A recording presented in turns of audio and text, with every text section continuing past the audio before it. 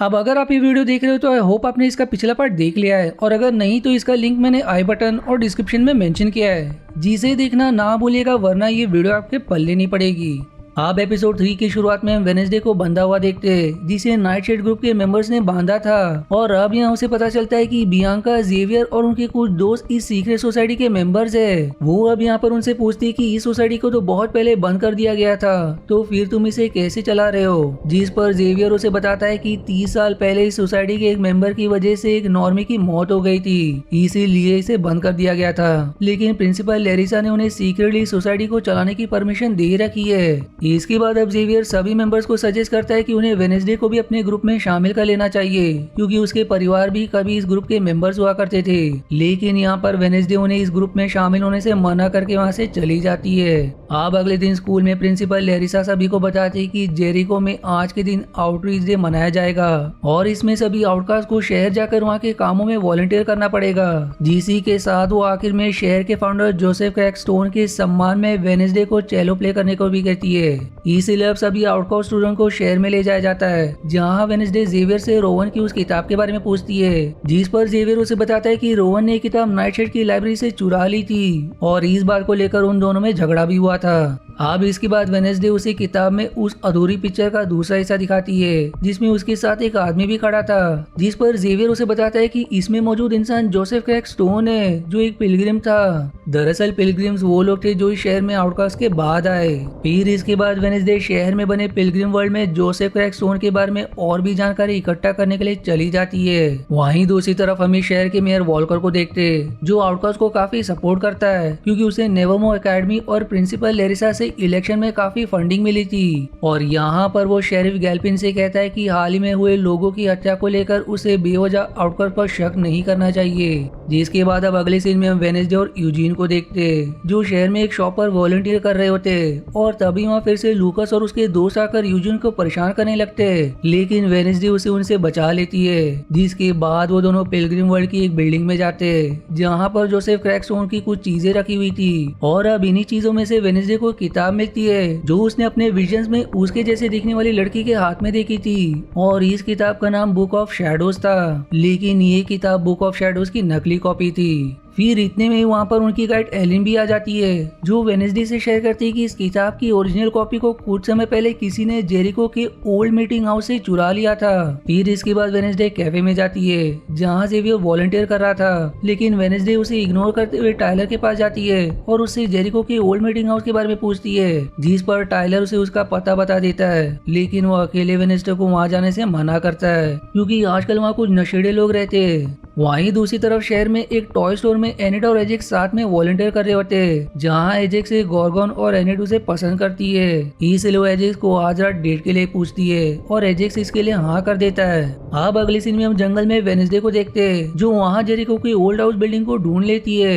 लेकिन यहाँ पर एक नशेड़ा आदमी उस पर हमला कर देता है, जिसके बाद अब थिंग वेनेसडे को उस आदमी से प्रोटेक्ट करता है। और अब यहाँ के एक दरवाजे को छूते ही वेनेसडे को फिर से विजन्स आने लगते हैं, जिसमें वो फिर से अपने जैसी दिखने वाली लड़की को देखती है, जिसका नाम गुडी एडम्स था। और जोसेफ क्रैकस्टोन और उसके पिलग्रिम साथी यहाँ पर उसे और बाकी आउटकास्ट को शैतान का रूप बताते हुए सभी को एक कमरे में हथकड़ियों से बांधकर उसमें आग लगा लेती है। जिसके बाद गुडी एडम्स किसी तरह से अपनी हथकड़ियों को खोल लेती है, लेकिन उसके पास इतना समय नहीं था कि वो अपनी माँ की भी हथकड़ियाँ खोल सके। इसलिए उसकी माँ उसे वहाँ से जाने को कहती है, जो अब जोसेफ क्रैकस्टोन से उनकी मौत का बदला लेने को कहती है। जिसके बाद अब गुडी एक सीक्रेट दरवाजे से वहाँ से भाग जाती है। जिसी के साथ वेनेसडे का विजन भी यहीं एंड हो जाता है। और अब इस विजन से उसे पता चलता है कि जोसेफ क्रैकस्टोन एक बुरा इंसान था, और उसने कई सारे बेगुनाह आउटकास्ट की जान ली थी। और इतने में अब वहाँ पर फिर से वही मॉन्स्टर आ जाता है, लेकिन वेनेसडे को देखकर वहाँ से भाग जाता है। लेकिन अब वेनेसडे उसके कदमों के निशान का पीछा करने लगती है, जिसके बाद उसे पता चलता है कि ये निशान आगे जाकर किसी इंसान के कदमों के निशान में बदल गए है। और तभी वहाँ पर जेवियर भी आ जाता है, जहाँ वेनेसडे उसे वो निशान दिखाती है।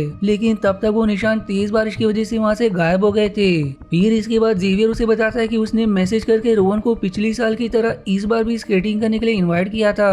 जिस पर उसने जवाब दिया था कि वो इस बार नहीं आ पाएगा। लेकिन इससे उसे पता चल गया कि वो असली रोहन नहीं था, क्योंकि पिछले साल वो दोनों स्केटिंग के लिए कहीं नहीं गए थे। आप फेस्टिवल के अगले दिन जब शहर में जोसेफ की एक मूर्ति को वहाँ रखा जाता है तो वेनेसडे थिंग की मदद से उस मूर्ति को आग लगा देती है। लेकिन लैरिसा को शक हो जाता है कि ये सब वेनेसडे ने किया है, और जब स्कूल आकर वो उससे ये सब करने का कारण पूछती है तो वेनेसडे उसे बताती है कि किस तरह से जोसेफ ने कई सारे आउटकास्ट को मारा था। जो सब सुनकर अब लैरिसा उससे कहती कि ये सब बहुत पुरानी बात है और आज के वक्त में आउटकास्ट और नॉर्मी को इस बात को लेकर आपस में दुश्मनी नहीं करनी चाहिए। फिर अगले सीन में हम उसी बूढ़ी नशेड़े को देखते जिसने जंगल में वेनेसडे पर हमला किया था, जो यहाँ एक कूड़े के ढेर में पड़े एक खराब कैमरा को ठीक करने की कोशिश कर रहा था। लेकिन तभी वहाँ पर जंगल वाला मॉन्स्टर आकर उसे जान से मार देता है, पर वहाँ रखे कैमरा में इसी दौरान उसकी कुछ पिक्चर्स क्लिक हो जाती है। वहीं दूसरी तरफ एनिड अपने डेट पर एजेक्स का वेट कर रही होती है, लेकिन वो तैयार होते वक्त गलती से मिरर में अपने बालों को देख लेता है, जिससे वो थोड़ी देर के लिए पत्थर में बदल जाता है। इसलिए वो उस रात एनिड से मिलने नहीं जा पाता। अब अगले सीन में हम लैरिसा को देखते हैं जो स्कूल की ईयरबुक में से मोटिशा की पिक्चर को फाड़कर उसे जला देती है। वहीं दूसरी तरफ हम जेवियर को किसी अनजान जगह से बाहर निकलते हुए देखते हैं, जिसके गर्दन पर किसी जानवर के पंजों के निशान बने हुए थे। फिर लास्ट सीन में हम पुलिस को देखते हैं, जिसे उस बूढ़े नशेड़ी की लाश के पास पड़े उस कैमरा से आखिरकार उस मॉन्स्टर की पिक्चर्स मिल जाती है। डीसी सस्पेंस के साथ ये एपिसोड 3 यहीं समाप्त हो जाती है।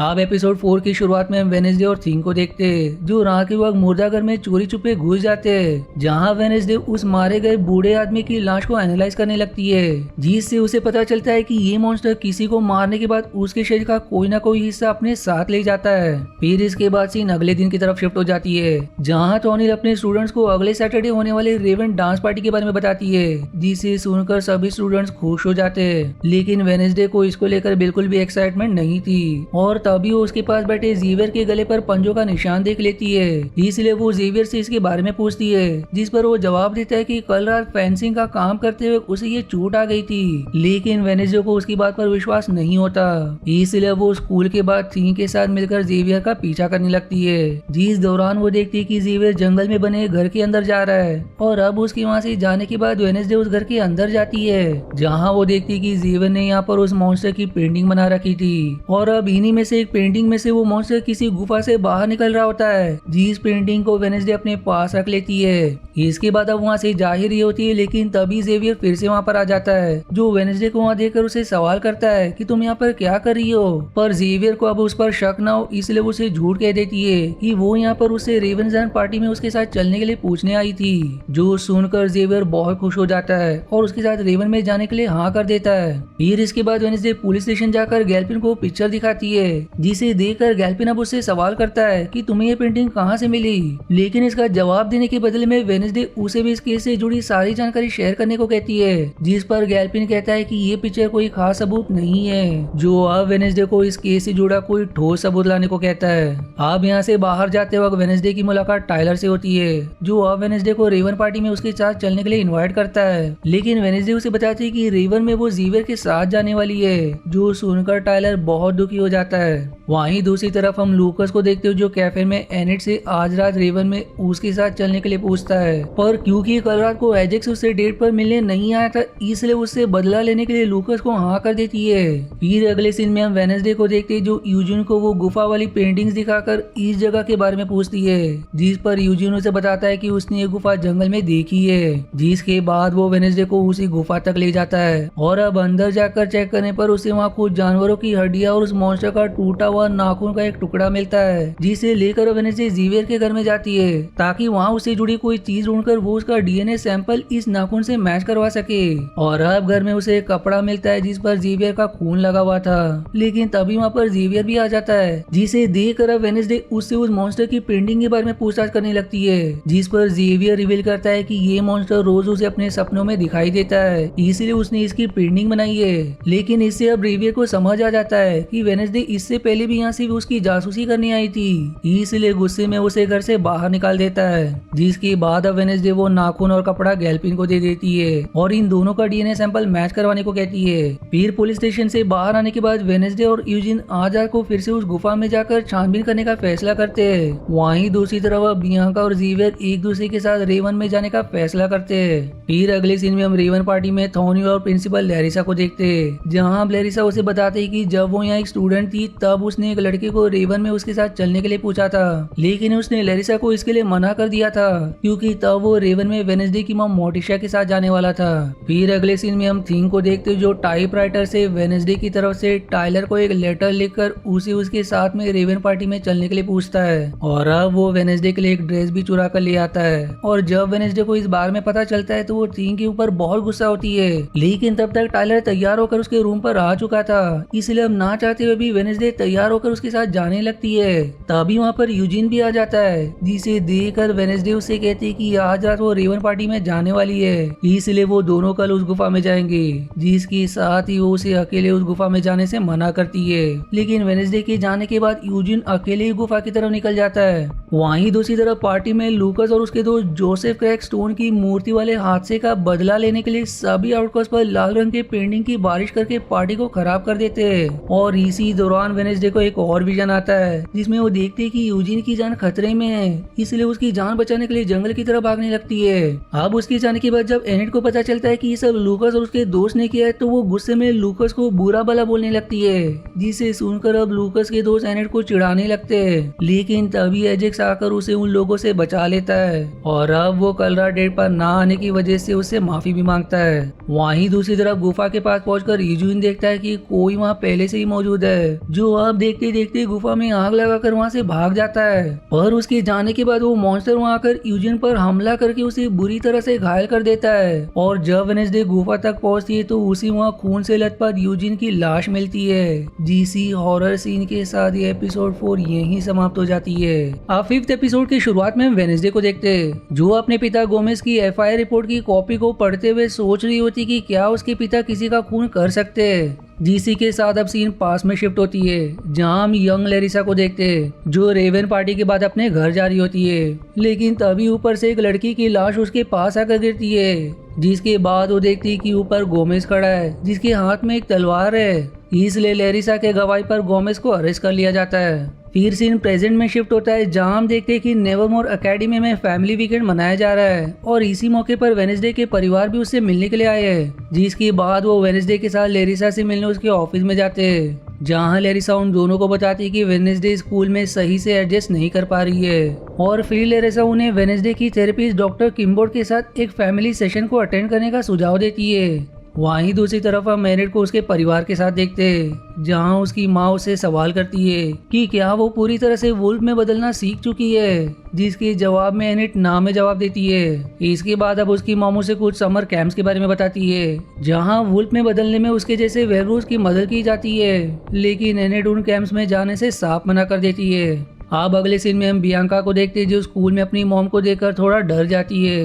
और अब कैफे में उन दोनों की बात से हमें पता चलता है कि बियांका की मॉम एक फ्रॉड थी, जो अपने सायरिंग सॉन्ग का इस्तेमाल करके उससे लोगों को अपने वश में करती थी और फिर उनके पैसे लूट लेती थी। लेकिन ये सब बियांका को पसंद नहीं आता था, इसलिए वो सब कुछ छोड़कर स्कूल में आ गई। अब यहाँ पर बियांका की मॉम बताती है कि उसकी शक्ति धीरे धीरे कमजोर हो रही है, इसलिए अब लोगों को कंट्रोल करने के लिए उसे बियांका की मदद की जरूरत है। लेकिन बियांका उनकी मदद करने के लिए मना कर देती है। अब ये सुनकर उसकी मॉम उसे धमकी देती है कि अगर उसने उसका साथ नहीं दिया तो वो उसकी सच्चाई पूरे स्कूल को बता देगी, जो सुनकर बियांका बहुत डर जाती है।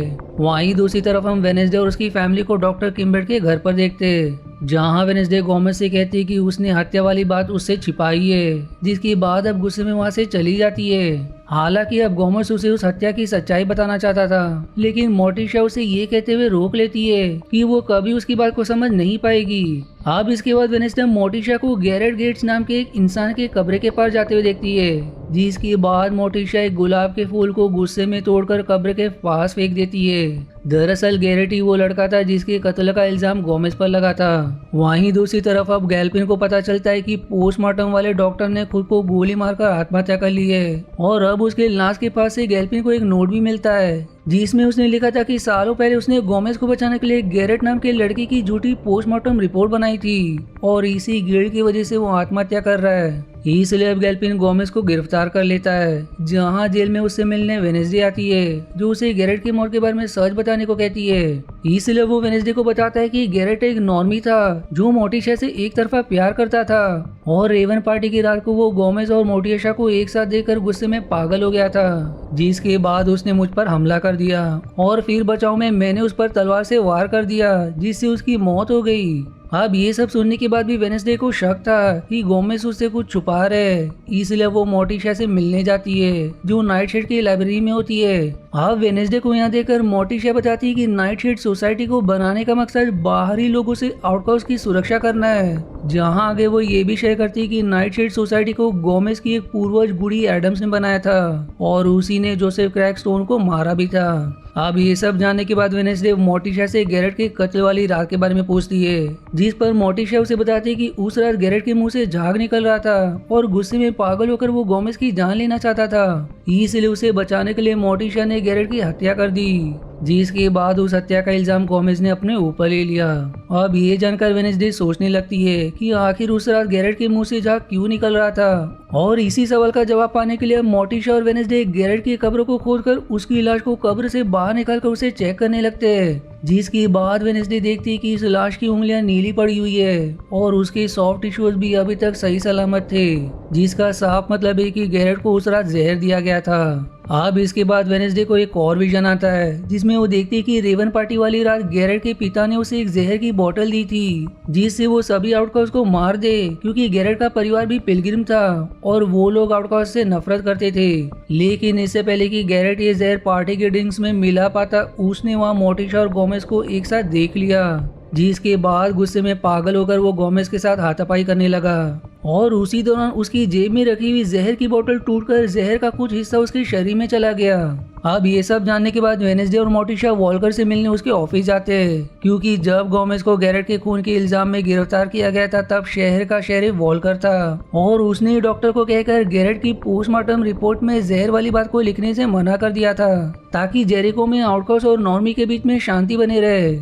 और अब मोटिशा भी जहर वाली बात को किसी को ना बताने के बदले में गोमेज को जेल से आजाद करने को कहती है, जिस पर वॉकर मान जाता है और फिर गोमेज को गैरेट के कत्ल के जुर्म से आजाद कर दिया जाता है। अब इसके बाद मोटिशा वेनेसडे को आने वाले विजन्स के बारे में बताती है कि हमें आने वाले विजन्स काफी हद तक हमारे नेचर पर डिपेंड करते हैं, जैसे कि मैं हमेशा पॉजिटिव रहती हूँ इसलिए मुझे हमेशा पॉजिटिव विजन्स आते हैं और मैं एक डोव भी हूँ। वहीं दुनिया को देखने का तुम्हारा नजरिया दूसरों से थोड़ा अलग है और क्योंकि तुम इसे थोड़ा नेगेटिव तरीके से देखती हो इसलिए तुम एक रेवन हो और एक रेवन डोव से काफी ज्यादा शक्तिशाली होता है, इसलिए तुम्हें हमारे परिवार का कोई पुराने मेंबर की आत्मा ही अपनी इन विजन्स को कंट्रोल करना सिखा सकती है। जो सब सुनकर वेनेसडे को समझ आ जाता है कि बूढ़ी एडम्स की आत्मा ही उसे अपनी शक्ति को कंट्रोल करना सिखा सकती है। अब इसके बाद मोटिशा यहाँ से जाते वक्त वेनेसडे को उसके स्कूल की एक ईयरबुक देती है जिसमें मोटिशा और प्रिंसिपल लेरिसा की भी कुछ पिक्चर्स थे।